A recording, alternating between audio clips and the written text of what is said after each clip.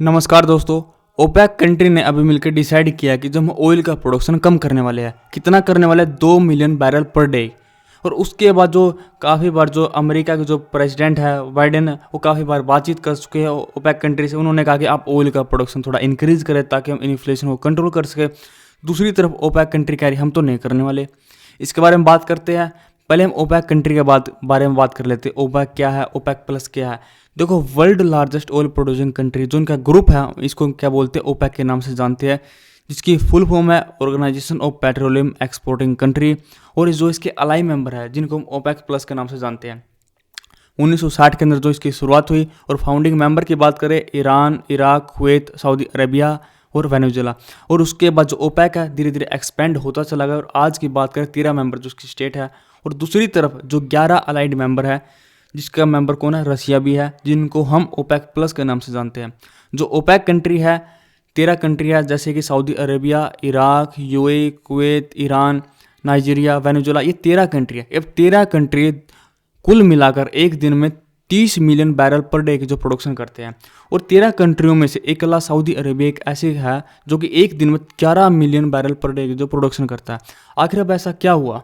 अब ये हुआ कि जो ओपेक का जो हेडक्वार्टर है कहाँ पे, वियना ऑस्ट्रिया के अंदर, वहाँ पर जो ओपेक के मेंबर ने बातचीत की मीटिंग हुई 5 अक्टूबर को। उसके बाद डिसाइड किया कि हम नवंबर से 2 मिलियन बैरल पर डे की जो प्रोडक्शन को कम करने वाले हैं। आखिर क्यों करने वाले हैं?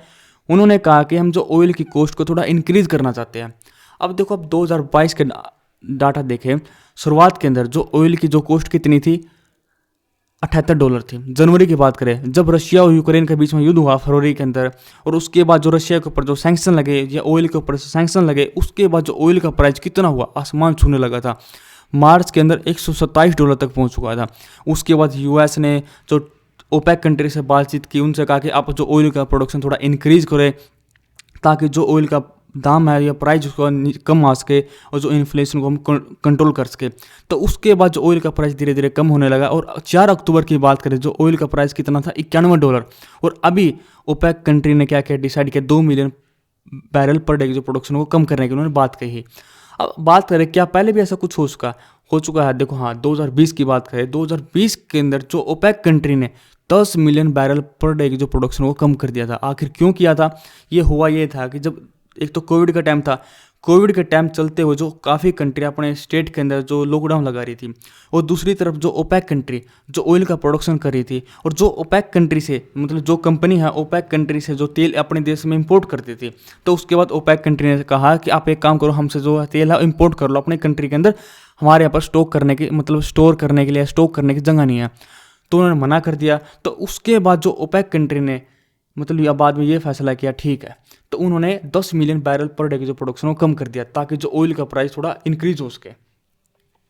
तो देखो, अब काफ़ी कंट्रियों के अंदर जो फाइनेंशियल क्राइसिस से गुजर रही है, और इसी समय एक तो ऑयल का प्राइस इंक्रीज हो रहा है, और दूसरी तरफ आज के टाइम यूएस डॉलर जो मजबूत हो रहा है, स्ट्रॉन्ग हो रहा है। और आज इंडिया की बात करें, इंडिया 2 महीने पहले की बात करें, जो $1 इज इक्वल टू 75 रुपये के बराबर थी जो इंडिया की करेंसी थी, और आज की बात करें $1 इज इक्वल टू 81 रुपये तक पहुंच चुकी है। यूके की बात करें, यूके करेंसी आज कमज़ोर हो रही है। दूसरी तरफ यूरो की बात करें, जो डॉलर के मुकाबले नीचे आ रहा है। और इस डिफिकल्ट सिचुएशन के चलते काफ़ी कंट्रियों को जो ऑयल परचेज करना मुश्किल हो जाएगा। और श्रीलंका की करेंसी की बात करें, $1 इज इक्वल टू 362 मतलब श्रीलंका रुपये के बराबर हो चुकी है। और अभी श्रीलंका के जो पीएम है रानिल विक्रमसिंघे, उन्होंने खुद कहा था कि जो हमारी इकोनॉमी कोलैप्स हो चुकी है और हम जो ऑयल परचेज करने में नाकाम है। और अब देखो, कुछ लोगों का दावा ये भी है ये सब कुछ यूरोप को सबक सिखाने के लिए किया गया, जो अभी जो ओपेक ने जो फैसला किया है, क्योंकि रशिया के जो ऑयल के ऊपर जो सैंक्शन लगे हैं, अब यूरोपियन कंट्री ने लगाए हैं। उसके बाद यूरोपियन कंट्री रशिया का रास्ता छोड़ के ओपेक की तरफ चली गई है। उन्होंने कहा ठीक है, हम ओपेक कंट्री से मतलब अपने देश में ऑयल परचेज कर लेंगे। तो इसी के चलते ओपेक कंट्री के अंदर जो इन्फ्लुएंस किसका, रशिया का भी है। और रशिया के दबाव में आके या रशिया से बातचीत करके उन्होंने ये सब कुछ फैसला किया है। अगर जो ऑयल का प्रोडक्शन कम होगा तो मार्केट के अंदर जो ऑयल की मांग उठेगी, तो उसके बाद थोड़ा प्राइस इंक्रीज होगा।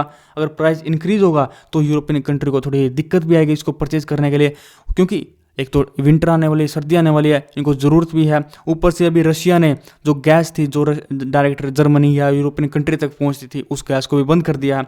और अभी कुछ समय पहले यूरोपियन कंट्री ने क्या किया था कि जो रशिया के जो ऑयल के ऊपर जो गैस प्राइस लगाने मतलब सॉरी जो ऑयल प्राइस कैप लगाने की उन्होंने बात कही थी, तो उसके बाद रशिया ने कहा था कि अगर कोई भी कंट्री रशिया के जो ऑयल प्राइस कैप लगाने की जो बात करी तो आप एक काम करो, हमसे ऑयल परचेज ही ना करो।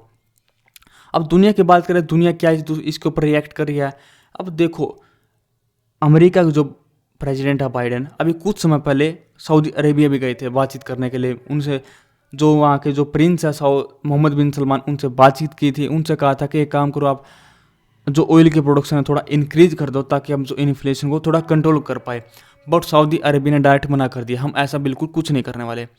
अब आपके दिमाग में आओ, डायरेक्ट ऐसा कैसे मना कर सकते हैं। देखो, बात यह है कि जो एक पत्रकार था जमाल खाशोगी, उनकी हत्या कर दी गई थी तुर्की के अंदर। अब उनकी हत्या करने के बाद जो अमेरिका का जो न्यूज़पेपर है वाशिंगटन टाइम, उन्होंने साफ शब्दों में ये लिखा था कि जो इसकी हत्या के पीछे सऊदी अरेबिया का जो प्रिंस है मोहम्मद बिन सलमान वो है। और काफ़ी बार जो स्टेज पर जो बाइडेन ये कह चुके हैं कि इसकी हत्या की जो पीछे कौन है, मोहम्मद बिन सलमान है। और इसी के चलते दोनों के बीच में थोड़ी कड़वाहट है।